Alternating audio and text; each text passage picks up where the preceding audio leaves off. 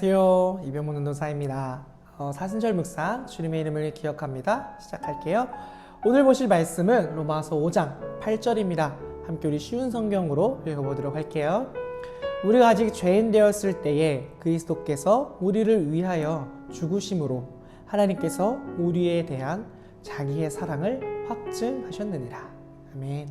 어제 경건 생활에 대해서 함께 이야기를 했습니다. 기억하시나요? 하나님의 은혜는요, 우리를 어려움과 괴로움 속에서도 기뻐할 수 있게 해줍니다. 그것을 견뎌낼 수 있는 힘이 되고 우리의 성숙한 인격을 만들어주고 우리에게 참 소망과 희망을 주십니다.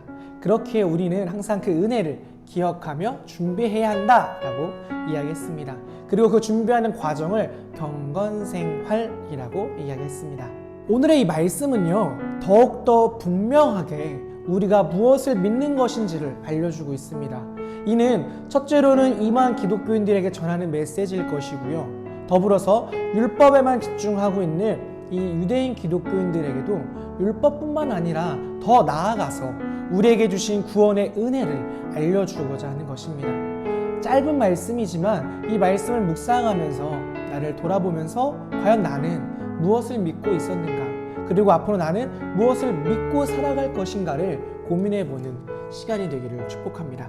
오늘 말씀에 앞서서요, 6절에서 우리가 아직 연약할 때에 경건하지 못한 자를 위해 그리스도께서 죽으셨다고 말하고 있습니다. 7절에서는요, 다른 사람을 위해 나의 목숨을 버리는 것은 쉽지 않다는 것을 이야기해주고 있습니다. 그리고 오늘 본문인 8절에서는요, 아직도 죄인 되어 있는 우리를 위해, 나를 위해 예수님이 죽으셨는데 그 죽음, 이 죽음이 곧 하나님의 사랑을 보여주는 증거다라고 말하고 있습니다. 우리가 믿는 것, 우리가 교회를 나오는 것, 또한 나의 가족과 친구에게 우리 함께 교회 가자라고 말해야 하는 이유가 바로 이것입니다. 아담의 불순종 이후로 우리와 함께 생활하고 있는 것이 있는데 그것이 바로 죄의 문제입니다. 우리는 하나님의 형상대로 지어진 자들입니다. 하나님의 형상대로 지어졌다는 것은요, 하나님의 모습이 우리 안에 있다는 것입니다.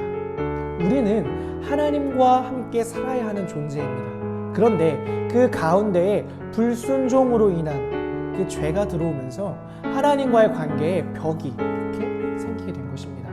그리고 그 벽을 다시 부수고 하나님과의 관계를 회복시키기 위해 보내신 이가 바로 예수 그리스도입니다. 그분은 사람의 몸으로 세상에 오셨고요, 우리와 같이 생활하셨고요, 십자가의 죽으심을 통해 모든 이들의 죄를 대신하는 어린 양이 되어주셨습니다. 그리고 드디어 우리는 하나님과 다시 관계할 수 있게 되었습니다. 우리는 이것을 복음이라고 말합니다. 우리가 믿어야 하는 것은 바로 이 복음입니다. 우리가 전해야 하는 것도 바로 복음입니다. 왜 교회를 다니고 무엇을 믿는가? 라고 물어본다면 이렇게 대답할 수 있어야 합니다. 죄의 문제를 해결하신 예수님의 십자가의 사랑 때문에 교회를 다니는 것이고 그 구원의 은혜를 우리는 믿는 것입니다. 저번 주부터 우리는 이어서 계속 로마서의 이야기를 짧게 나누면서 이 이야기들을 정리한다면 결국 복음입니다. 나를 위해 죽으시고 대신 죽으신 예수님의 그 희생은 하나님의 사랑의 결과물이자 열매입니다. 그리고 그 열매를 우리에게 선물로 주신 것입니다.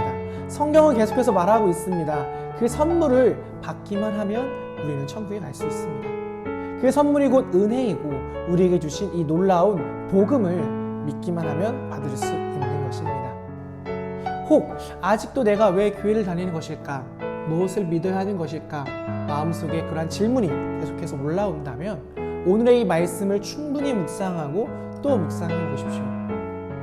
오늘 하루 제 작은 도전을 드린다면 내가 받은 이 복음의 이 축복을 아직 모르는 이들이 있다면, 내 친구 혹은 내 가족, 내 주변과 나와 관계하는 사람들이 있다면 그들에게 이 복음을 전해보는 것은 어떨까요?